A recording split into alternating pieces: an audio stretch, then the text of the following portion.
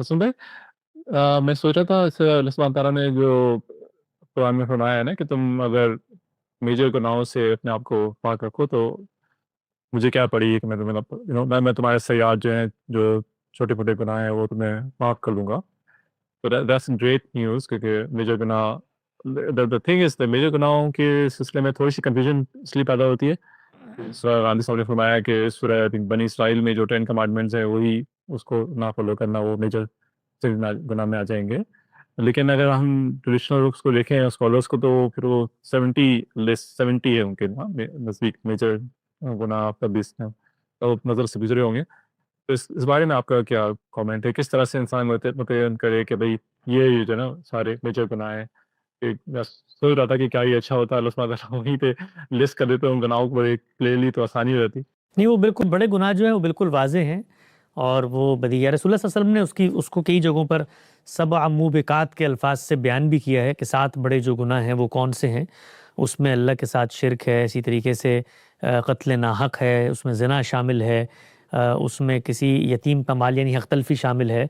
तो वो उनको लिस्ट किया हुआ है, यानी रसूल पाक सल्लल्लाहु अलैहि वसल्लम ने उसकी लिस्ट करने से मुराद ये है कि वो वाज़ेह थे, लेकिन उनको उनकी एक जामे फ़हरिस्त भी ख़ुद रसूल पाक सल्लल्लाहु अलैहि वसल्लम की निस्बत से रिवायतों में आ जाती है, कुरान मजीद के मुताले से भी बराह रास्त आ जाती है।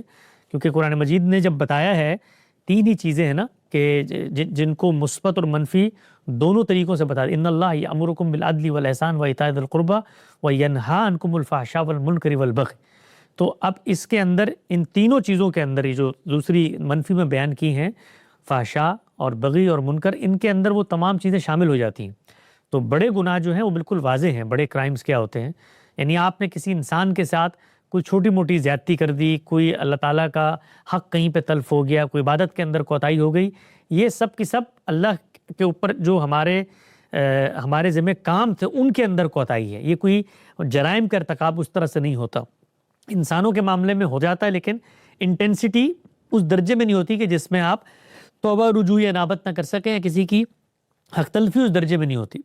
तो ये बड़े चीज़ें बिल्कुल वाज़ेह हैं। शिरक नहीं करना, आपने कुफ़र नहीं करना, इसी तरीके से ज़िना नहीं करना और बुनियादी तौर पे इंसानों के साथ हक़ तलफ़ी के मामलात नहीं करना, जो बड़े मामलात हैं। सूद भी उसकी एक बड़ी मिसाल है, वो आता है उसमें रिवायतों में सूद का भी ज़िक्र आता है। चोरी नहीं करनी माल, तो ये बड़े जराइम हैं और इनसे बचना चाहिए। हसन भाई, आप तो कह रहे हैं वाज़ेह लेकिन इसमें बड़ी डिस्क्रिपेंसी अगर इस फर्स्ट मैं गूगल में एक सर्च करूँ ना 70 मेजर सिन्स इन इस्लाम तो 70 सिन्स हैं इनका लिस्ट आ जाता है। नहीं, नहीं, वो तो किसी ने लिख के डाल दिए होंगे गूगल में, वो तो आपको आ जाएँगे। असल में तो ये है कि हमें ये देखना चाहिए ना कि अल्लाह या उसके पैगंबर ने किस तरह से डिफ़ाइन किया है।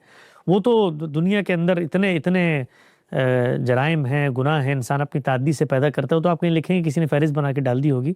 लेकिन 6 या 7 बड़ी जो चीज़ें हैं, वो तो यही हैं, जो कुरान में भी ज़ेर बहस हैं और रसूल पाक सल्लल्लाहु अलैहि वसल्लम ने सबअ मूबिक़ात वाली हदीस में भी बयान कर दी हैं।